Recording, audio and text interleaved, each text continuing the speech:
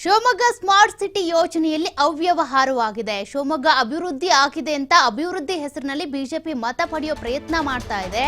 ಆದ್ರೆ ಅಭಿವೃದ್ಧಿ ಆಗಿಲ್ಲ.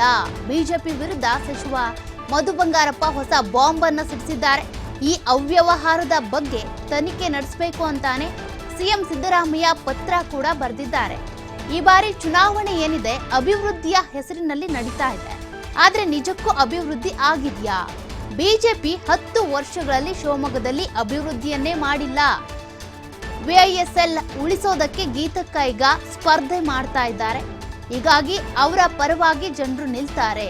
ನಮ್ಗೆ ಈ ಬಾರಿ ಮತವನ್ನ ಕೊಡ್ತಾರೆ. ಕಾಂಗ್ರೆಸ್ ಈ ಬಾರಿ ಶಿವಮೊಗ್ಗದಲ್ಲಿ ಗೆದ್ದೇ ಗೆಲ್ಲುತ್ತೆ ಅಂತ ಮಧು ಬಂಗಾರಪ್ಪ ಬಿಜೆಪಿಯ ವಿರುದ್ಧ ವಾಗ್ದಾಳಿ ನಡೆಸಿದ್ದಾರೆ.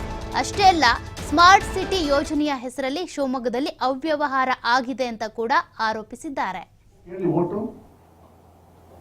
ಮಳೆ ಬಂದ್ರೆ ಏನ್ರಿ ಆಗುತ್ತೆ? ನಿಮ್ಮ ಮನೆ ಒಳಗೆ ಬರ್ತಾ ಇರೋದು ಗೊತ್ತಾಗ್ತಾ ಇಲ್ಲ. ಕೊಳಕ್ ನೀರು ಕ್ಯಾಕ್ಟಸ್ ಉಗಿತಾ ಇದ್ದಾರೆ. ಸ್ಮಾರ್ಟ್ ಸಿಟಿಯಲ್ಲಿ 1000 ಕೋಟಿ ಖರ್ಚು ಮಾಡಿದ್ದಾರೆ. ಗೀತಕ್ಕಂಗೆ ಇನ್ನೂ ಅದು ಡೀಟೇಲ್ಸ್ ನಾನು ಹೇಳಿಲ್ಲ, ಯಾಕೆಂದ್ರೆ ಅದು ಸೆಂಟ್ರಲ್ ಗವರ್ಮೆಂಟ್ದು. ನಾನು ಅಷ್ಟು ಈಸಿಯಾಗಿ ಬಿಡಲ್ಲ.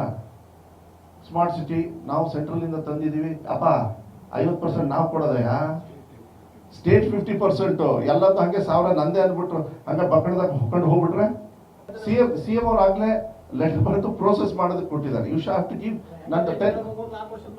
ಒಂದ್ ನಿಮಿಷ ರೀ. ಅವ್ರು ಎಷ್ಟು ವರ್ಷದಿಂದ ಸ್ಮಾರ್ಟ್ ಸಿಟಿನ ಕಮಿಷನ್ ಹೊಡ್ಕೊಂಡು ಹಾಳು ಮಾಡಿರೋದು. ನನಗೆ ಅಧಿಕಾರ ಬಂದು 9-10 ತಿಂಗಳು ನಿಮ್ಮ ಎದುರುಗಡೆ ದಿನ ಬಂದ್ ಮಾಡಿ ಅವಾಗ ನಾನು ಹೇಳ್ತಾ ಇದ್ದೀನಿ. ಮಾನ್ಯ ಮುಖ್ಯಮಂತ್ರಿಗಳು ಲೆಟರ್ ಬರೆದು ಮಾನ್ಯ ಮುಖ್ಯಮಂತ್ರಿಗಳು ಆಗ್ಲೇ ಅಫಿಷಿಯಲ್ ಆಗಿ ಕೊಟ್ಟಿದ್ದಾರೆ. ನಾನು ಈಗ ಏರ್ಪೋರ್ಟ್ದು ನಾನೇ ಹೇಳಿದ್ದಲ್ಲ, ಸುಮ್ ಕುತ್ಕೋದಾಗಿತ್ತು. ಆದ್ರೆ ಏರ್ಪೋರ್ಟ್ ಕಾಸ್ಟ್ಲಿ ಇದೆ, ನಾನು ಬಿಡೋದಿಲ್ಲ. ನಾನು ಹೇಳ್ತಾ ಇದ್ದೀನಲ್ಲ, ನೋ ಸಿಟಿಯಲ್ಲಿ ಸ್ಮಾರ್ಟ್ ಸಿಟಿ ಎಷ್ಟು ಸತಿ ಬೈದಿದ್ದೀರ?